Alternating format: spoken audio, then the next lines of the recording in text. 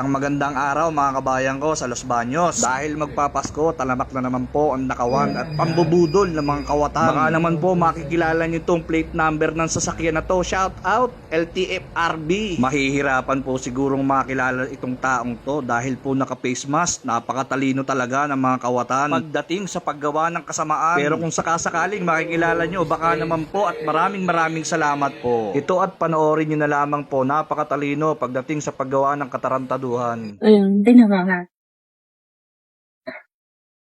Ayan. Sabi niya, ano yan? 56?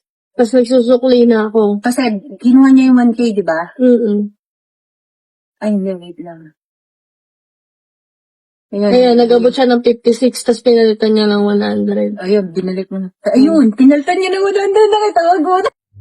Kitang-kita nyo naman po mga kababayan kong minamahal sa bayan ng Los Baños ang ginawa ng kalokohan ng taong to. Grabe. Pero masasabi ko lang po, pinakamabilis na paraan, yung pong plate number ng sasakyan. Kung hindi man po makilala yung tao, kasi talaga naman pong mahirap makikilala yung tao dahil po taka-face mask. Talagang napakatalino pagdating sa kapaggawa ng katarantaduhan. Grabe. Kung sino man po makakakilala do sa plate number ng sasakyan o makakakita, makakatagpo, sana po idulog po natin sa pulis o kung sa LTFRB, pero mas madali sa pulis para po mahuli yung tao. Talagang napakagaling kasi nakakaawa po talaga yung yung cashier. Kasi ibabawas sa sweldo niya yon. Kasi magkano ng sweldo ng cashier? Tapos ibabawas pa sa sweldo niya yung ninakaw ng tarantadong yon. Yun lang po mga kababayan.